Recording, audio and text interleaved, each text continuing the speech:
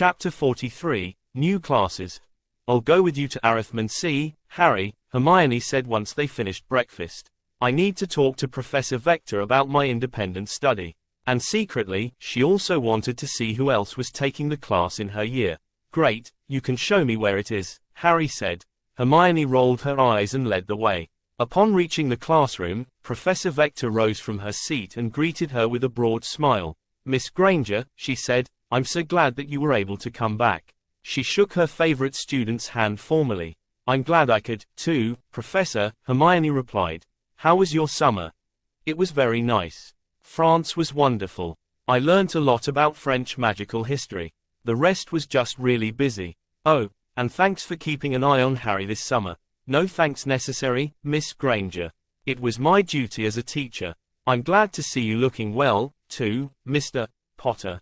Thanks, Professor, Harry mumbled embarrassedly. And Professor, I want to ask about that independent study you mentioned, Hermione continued a little more softly. Oh, of course, that, Vector replied. I'm eager to see what developments we might be able to produce with your latest studies. Let's see, I wouldn't want to interrupt your time with your friends too much. How does 5 o'clock each Saturday sound? We could start this weekend, and, of course, we could make other arrangements when you go to Hogsmeade. That sounds good, Mom. I'll see you then. At that moment, a voice behind her muttered, Teacher's pet. Hermione and Harry spun around to see Draco Malfoy entering the classroom. What are you doing here, Malfoy? Harry said, immediately running his mouth off, as the Slytherin often did to him.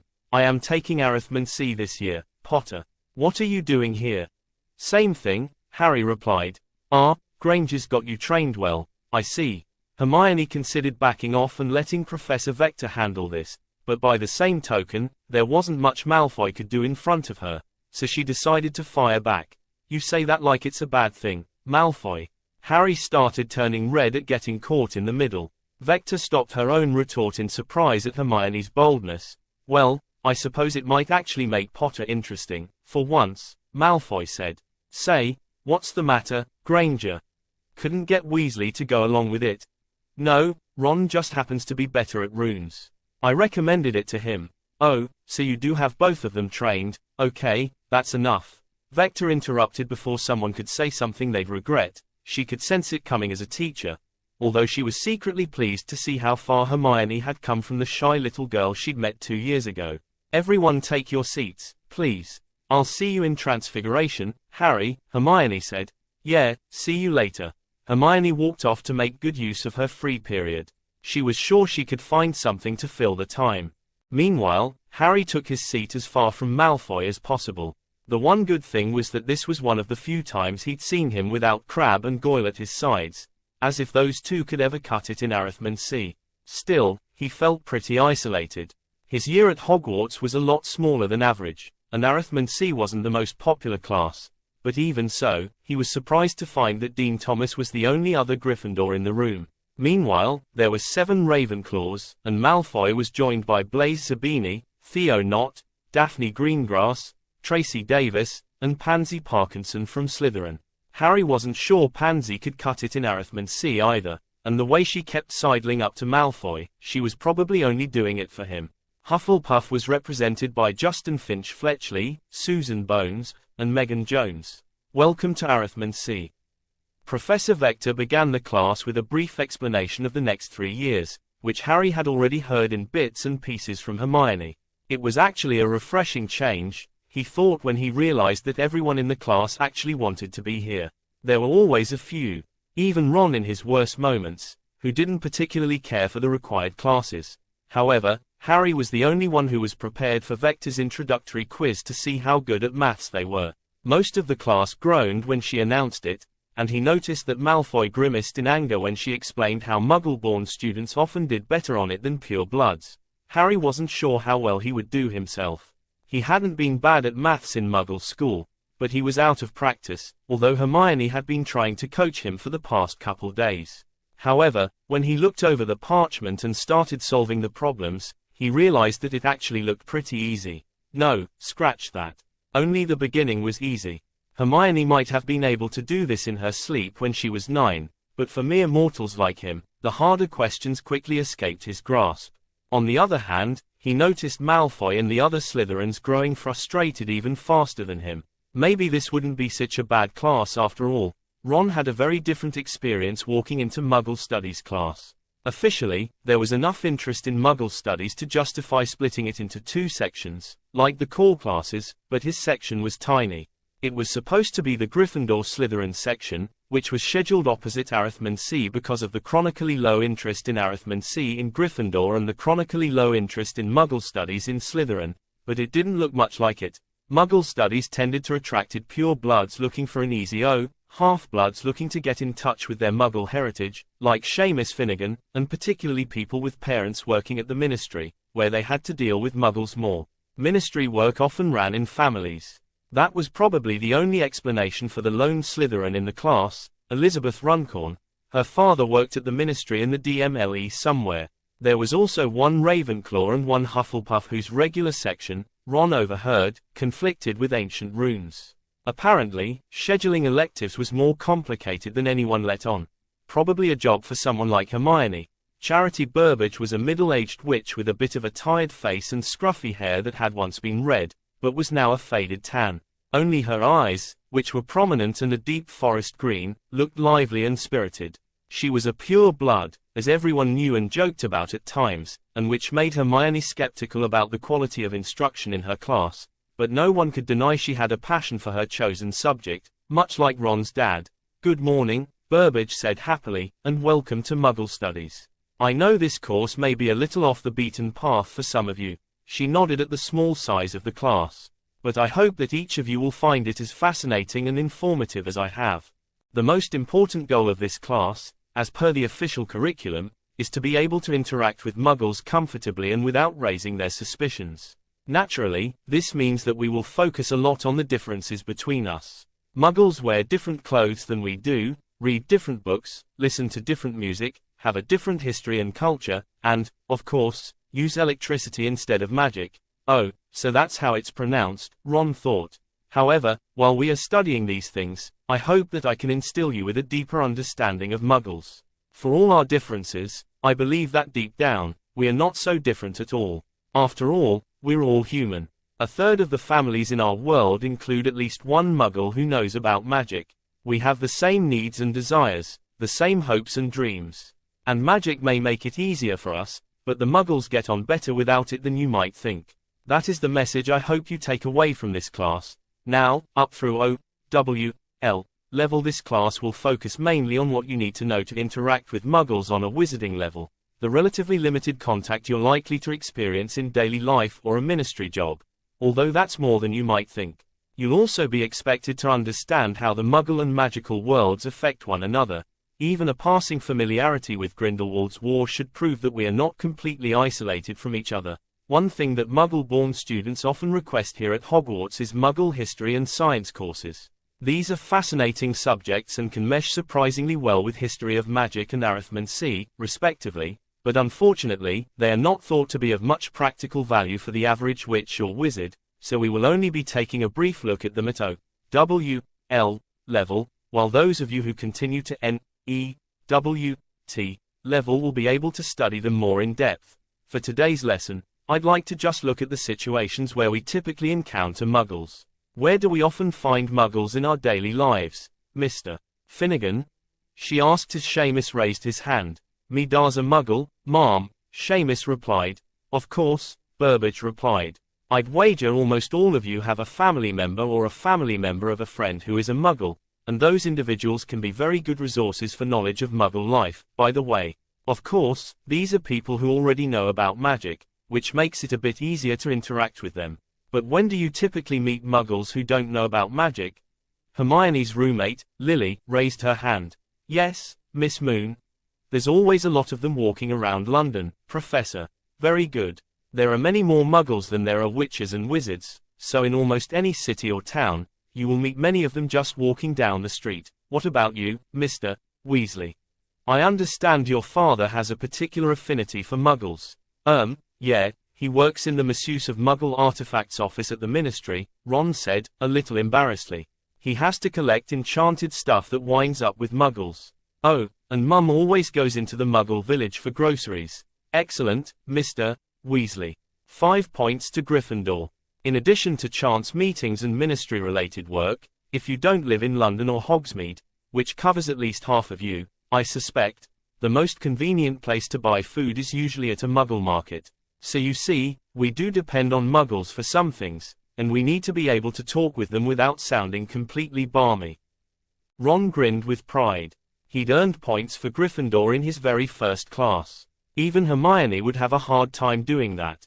Then he remembered that Hermione had a free period right now. For a brief moment, he was actually beating her. Maybe he would be glad he took this class. Ron still had an extra spring in his step when the trio reconvened for Transfiguration.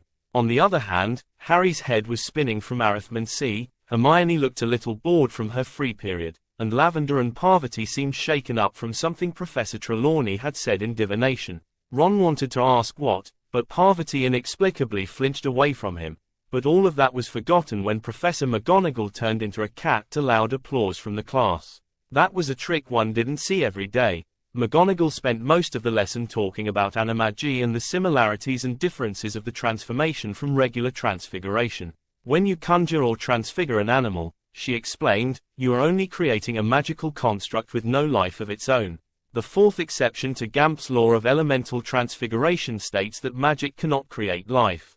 The construct's anatomy and behavior will not be true to the animal, but will only be as accurate as you can visualize it, or is inaccurate, should you choose to visualize something different. If you were to dissect such a construct, you would find that its internal anatomy would be wrong and often non-functional. However, I do not recommend doing this. The results can be disturbing. Hermione thought. Now half the class will want to do it, mostly the male half, and me, just to figure out what it means. On the other hand, knowing more about anatomy than most wizards, she could probably get it more accurate than most. Although she turned a bit green when she realized she could also more vividly imagine all the disturbing ways it could turn out wrong. Maybe that's something better left to Fred and George, she concluded. The animagus transformation is different, McGonagall continued. It preserves life, changing one living thing to another. And just as a real cat knows how to be a cat, so does my animal form, because that is part of its innate life. So I do not have to know the precise anatomy of a cat to achieve it. Although it helps to be very familiar with one's animal form, especially when starting out. It was very interesting material, but by afternoon, Hermione was getting antsy for some practical instruction. Care of magical creatures promised just that, as anything Hagrid came up with was likely to be very hands-on. Maybe a little too hands-on, knowing him. Unfortunately, they had the class with the Slytherins, including Crabbe and Goyle this time, who was still mocking at Harry for fainting on the train yesterday and also didn't look too impressed with Hagrid as a teacher. Hermione, Ron, and Harry, however, all waved to him happily as they approached his hut. He winked at the three of them before leading the class onward to a paddock the edge of the Forbidden Forest. Got a real treat for Yale today. Hagrid told the class. Everyone gather, round the fence here, and open your books to page. How? Draco Malfoy interrupted with annoyance. Hagrid. Hermione said softly. She held up her copy of the Monster Book of Monsters for him to see. It was bound with spellotape and was growling and shaking in her hands. Everyone else's books were bound, too. Harry had wrapped a belt around his, while others squished them between other books or clamped them with binder clips. Huh? Yeah mean, none o' ye's been able to open your books? Hagrid said disappointedly. Ye have got to stroke the spine. Here, lemme see that, Hermione. She handed over her book, and with one swift motion, Hagrid ripped off the spellotape and ran a finger down its spine. The book shivered once and lay open limply. No, that's not creepy at all, Hermione thought. Oh, so that's how you do it, Malfoy drawled.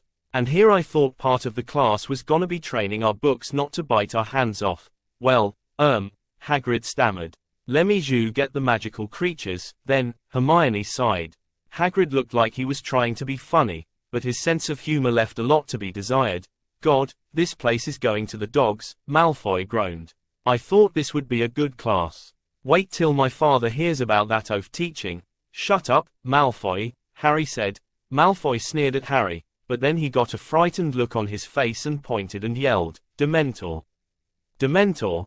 Harry flinched and spun around, but there was nothing there. In truth, Malfoy's ruse might have been more amusing to him if half the class hadn't flinched with Harry. Everyone was scared of Dementors. Even Hermione half flinched, but she caught herself. There couldn't possibly be a Dementor there because she wasn't feeling that icy grip of hopelessness and futility. That's not funny, Malfoy, she grumbled. Says you, Granger. But the argument was cut off when Hagrid returned leading a pack of very strange animals. At first, Hermione thought they were griffins, until she saw that their hind legs were hoofed instead of clawed, which meant they must be hippogriffs. Now that she had her book open, she made short work of finding the entry for the animal. Less aggressive and more trainable than griffins, but more temperamental than ordinary winged horses. Beautiful, aren't they? Hagrid asked. Hermione had to agree. They really were majestic creatures, a beautiful blend of horse and eagle, all of them different, horse-like, colors, but each with the same golden eyes and wickedly sharp talons. So, if Year 1, come a bit nearer, Hagrid looked excited at the prospect, and so did Harry, Ron, and Hermione, but no one else seemed to, and they all let the Gryffindor trio go first. Now, ye have got to be careful with hippogriffs, Hagrid instructed. They're very proud creatures, very easily offended, and ye don't wanna do that, do ye? Sounds like Crookshanks, Hermione thought with a smile, though Crookshanks's claws were only an inch long, not a foot. No, she didn't want to offend a hippogriff. Ye need to be polite around them. Ye look him in the eye, and ye bow, tar's the polite thing to do. If he bows back, ye can touch him. If he don't, ye wanna back off out o' his reach right quick and watch out for them talons. That didn't sound reassuring. Hagrid, is this really appropriate for the first lesson? Hermione asked quietly. Well, of course it is, Hagrid replied, although he didn't look as sure as he sounded. Who wants to go first? Everyone but Harry took a step backwards. Hermione didn't particularly want to be the guinea pig for that one. She'd rather it be Malfoy than Harry, but someone had to do it. Harry shot his friends an annoyed glance, but he said, all right, I'll do it, and climbed over the paddock fence. At Hagrid's direction he cautiously approached a granite-grey hippogriff named Buckbeak and bowed. The creature stayed still and eyed him with a haughty look for so long that Hagrid started telling Harry to back off before Buckbeak bowed. Hermione couldn't help but wonder if that was some kind of test on the hippogriff's part, or else a joke, if it was smart enough to do either of those things. But Hagrid was elated that Buckbeak accepted Harry. Well done. Yeah, touch him. Now. Go on, pat his beak. Harry slowly stepped forward and did so. The class applauded, except for Malfoy, Crabbe, and Goyle, who looked annoyed that Buckbeak hadn't taken a swipe at Harry. Then Hagrid suggested that Harry take Buckbeak for a ride.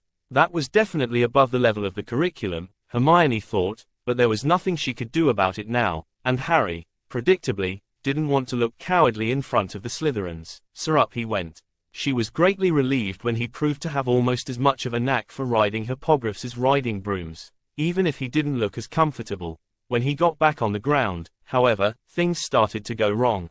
Hagrid told the rest of the class to climb into the paddock and try to approach a hippogriff. Malfoy immediately made a beeline for Buckbeak. I bet you're not dangerous at all, are you? He said. You great, ugly brute. Buckbeak stamped the ground with his talons in protest. Apparently, he was smart enough to tell when he was being insulted. And then, Hermione made a snap decision. She'd rather see Hagrid's first class not get ruined than see Malfoy get his face shredded by a hippogriff. Malfoy, she yelled. Professor Hagrid said to be polite. Malfoy spun around and sneered at her. I didn't ask you, Granger. He turned back and took another step forward, even as Buckbeak screeched in protest. Malfoy, don't be an idiot, she called. But no, she realized, even Malfoy wasn't that dumb. He was obviously baiting Buckbeak to get Hagrid in trouble. He only spared her a glance this time. He bowed patronizingly and said, it can't be that hard if Potter can do it. Buckbeak didn't return the bow and only screeched in protest again. Yeah, well, I didn't ask you either, Malfoy said to the animal.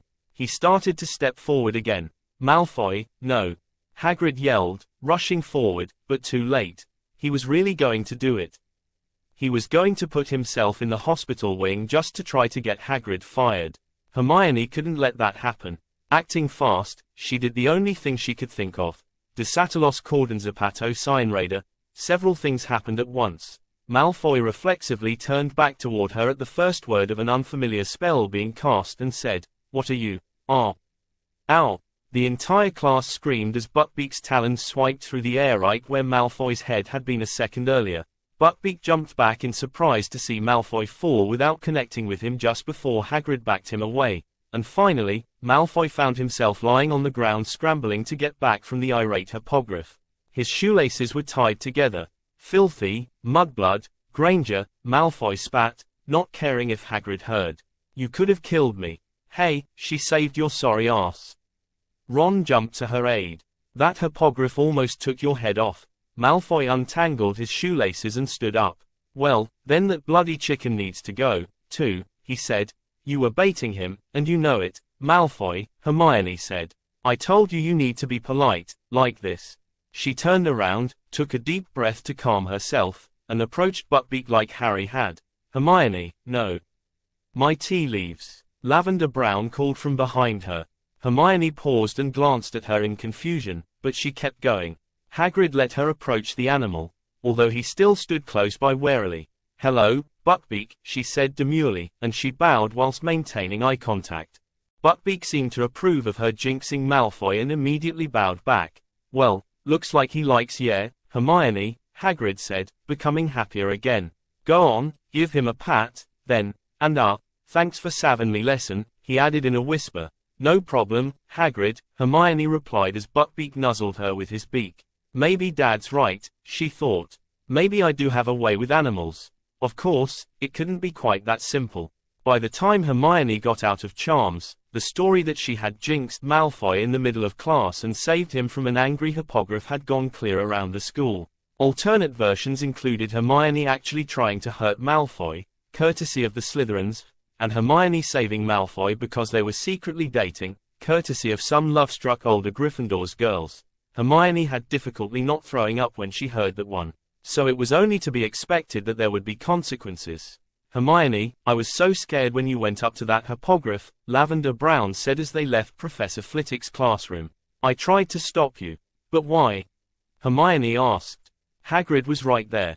We were reading tea leaves in divination class this morning, said Parvati Patil ominously. She humored the two girls. So, in my tea leaves, it showed the flag and the ivy leaf, Lavender said. And that means danger for a friend.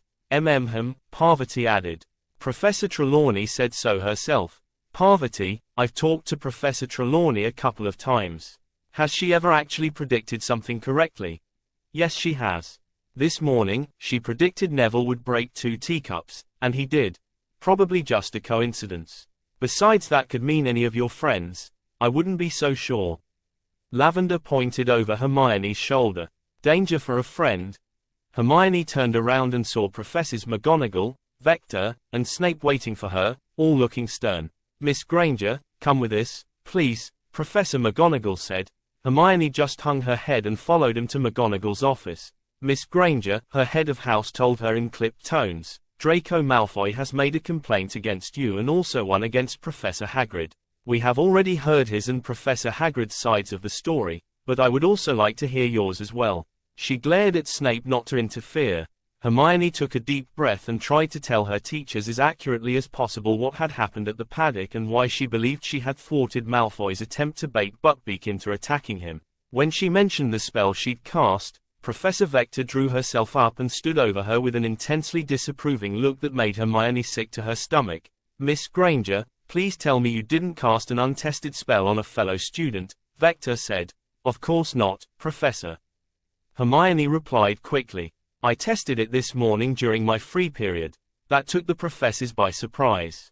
Then you mean to say, Snape asked suspiciously, that you did, indeed, craft the spell you used on Mr. Malfoy yourself? Why yes, sir.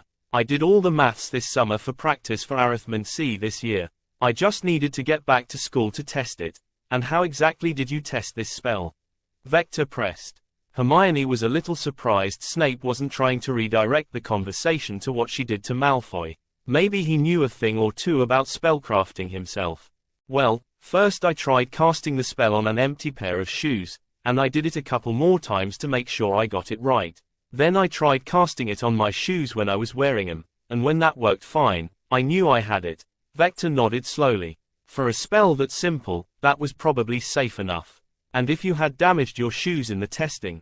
She continued. I assume they were your shoes. Hermione shrugged. They were my cheapest pair. Another nod. Very well. One last question. Could you demonstrate this spell for us? Of course, ma'am. Hermione hitched up her robes enough to show her shoes, pointed her wand down at her feet, and said, Desatelos cordon zapato cyanraider. In a blink, her shoelaces untied themselves and tied themselves back together in a knot. With that, Snape snapped back to his usual acerbic self. Well, he said, I suppose that is some impressive spell work for a third year, though no doubt you will say this is what you've come to expect from Miss Granger, Septima. The fact remains that she used this spell on Mr. Malfoy in the middle of a dangerous situation. From the sounds of it, a dangerous situation that Mr. Malfoy caused. Severus McGonagall interrupted. Mere hearsay, Snape dismissed her. Of course, Miss Granger would corroborate Hagrid's story, as they have been friends for 2 years, not to mention to save her own skin. And if we were to question the rest of the class? Vector asked. Would all of our Slytherins corroborate Mr. Malfoy's story? It would not take long. And Miss Granger has been quite open about the contribution of her spellcrafting to the incident. Hardly a sign of one who has something to hide. She has admitted casting a spell to put Mr. Malfoy in danger, Snape growled. It sounds to me like Mr. Malfoy placed himself in danger, Vector said, and Miss Granger saved Mr. Malfoy's life, or at least his complexion, based on her own words. Then we should question the rest of the students, since the evidence seems to be limited. Severus McGonagall interrupted. I believe innocent until proven guilty is still current in this school. If Miss Granger acted irresponsibly, I give you my word I will discipline her accordingly. I expect you to do the same for Mr. Malfoy. Snape glared at McGonagall, but between her and Vector, he knew it was time to cut his losses. Very well, he grumbled. We will continue this discussion in the morning, Miss Granger, after we inquire with your classmates. Hermione struggled not to sigh audibly with relief. Yes, Professor. Snape and McGonagall walked away, but Vector lingered back to speak with her. A word, Hermione? Yes, ma'am. I don't anticipate any trouble for you once they get done talking to everyone, but I should advise you that that probably wasn't the best spell for that situation. I know, ma'am, Hermione said disappointedly. I can think of a few others that would have been better. It's just the one I'd been working on, and it was the first one that came to mind. It's not even a very good spell. It's 13 syllables long. Well, from a spellcrafting point of view, that's actually quite good for a first try, Hermione. You struck it lucky once with that color charm, but spellcrafting is often much more complicated than that. Most students' early attempts result in overly long incantations, impossibly complex wand movements, or idiosyncratic limitations. What did surprise me, though, was that your first attempt at spellcrafting was a jinx. Oh, it wasn't, ma'am. I wanted to charm self-tying shoes, but that still needs some work. A square knot is simpler than a bow. Professor Vector laughed. That was just so, Hermione. Author's note, Desatelos cordon zapato cyanraider, stylized from the Spanish for untie the shoelaces and tangle.